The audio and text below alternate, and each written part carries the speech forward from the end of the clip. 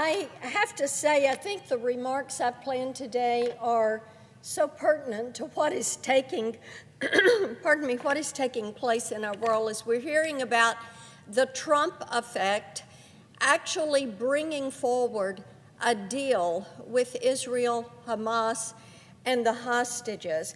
Because my remarks today are centered on UNRWA, the UN Relief and Works Agency for Palestine Refugees. Now, this has been one of the biggest obstacles to peace in the Middle East. To the world, UNRWA presents itself as an aid group for Palestinians, but in reality, this agency, this UN agency that has been the recipient of $7.1 billion U.S. taxpayer dollars is nothing more than a terror group that works to undermine Israel's security and safety. We have known this for years, but in the aftermath of the Hamas barbaric October 7th attack on the Jewish state, we've learned much more about UNRWA's terror ties. Early last year, the Wall Street Journal reported that 10% of UNRWA's staff have ties to Islamist militant groups. Among them, 6 took part in the October 7th assault that left 1,200 Israelis dead and hundreds more in captivity. After reports emerged that an UNRWA teacher held an Israeli hostage in his attic, I pressed the agency to investigate that employee. Instead of taking action, the group dismissed this request, and this claim is unsubstantiated, and called on the Israeli journalist who reported the news to, and I'm quoting, immediately delete the post. We also know that UNRWA has indoctrinated Palestinian children with schools that glorify terrorism and promote violent hatred of Jews, allowed Hamas to store weapons in their buildings, provided support and aid to the terror group. Now, a new report from UN Watch, the top watchdog for holding the UN accountable, shows that UNRWA works with Hamas, as well as Palestinian Islamic Jihad, at the highest level of the agency. To quote the report, this secret relationship allows the terrorist organizations to significantly influence the policies and practices of a UN agency with 30,000 employees and $1.5 billion annual budget that is funded primarily by Western states. The evidence is overwhelming. In 2017, UNRWA's then Commissioner General met with leaders of Hamas and Palestinian Islamic Jihad to strengthen, in his words, and I quote, a spirit of partnership. To protect the agency's credibility, however, the Commissioner General urged the terror leaders to ensure that, and I again quote, discussions not be made public, end quote. Of course, open collaboration with U.S. designated terror groups could jeopardize the millions it receives from Western countries every year. So they tried to cover it up so that they could keep getting these millions and billions of dollars. As I said, U.S. taxpayers, $7.1 billion that has gone into this group. In the years since, UNRWA leaders have repeatedly pledged support for Palestinian terrorists.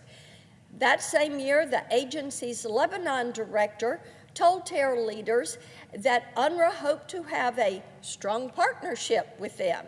A year later, their program director in Lebanon met with a Hamas official to discuss, and I quote, ongoing cooperation and coordination. Also in 2018, a former UNRWA official appeared at a rally alongside Hamas terror leaders who urged support for UNRWA until we return to Palestine, and I'm quoting him, meaning the end of Israel as a Jewish state. The UNRWA official, of course, thanked the terrorists, and I'm quoting again, for their understanding. In 2021, the former Deputy Commissioner General of UNRWA met with Sinwar. Now, that's the Hamas leader who later planned the October 7th attack. After one of her employees admitted on TV that Israel's strikes on Hamas are very precise. In response, the Deputy Commissioner General removed the employee from his position and thanked Sinwar for his, and again I'm quoting, his positivity and desire to continue cooperation in facilitating the agency's work in the Gaza Strip, end quote. You see, there is a pattern here of participation between UNRWA and between Hamas and Palestinian Islamic Jihad. This is just a sample of the high-level meetings between leaders of UNRWA and these groups. The list could go on and on and on. What this report makes very clear is that UNRWA support for terror groups is not something that happens at the agency's fringes. Instead, supporting and enabling terrorism against Israel is UNRWA's main purpose. I want to say that again. UNRWA's support for these terrorist groups is not just at the fringes. It is with their leadership.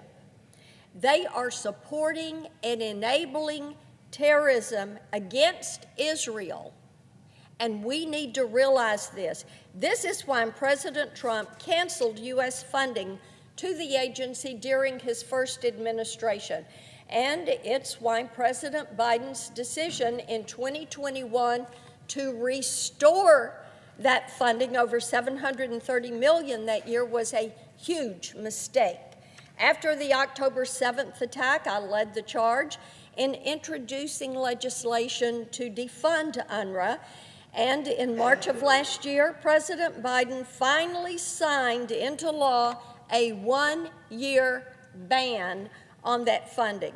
With all we know about UNRWA, though, we need to make this ban permanent, which is why I'm working on legislation that will do just that once we get a new president and once we begin to say no to these organizations who take taxpayer dollars and turn around and use it against the American people, use it for pro-terror, pro-violence organizations and groups. I yield the floor.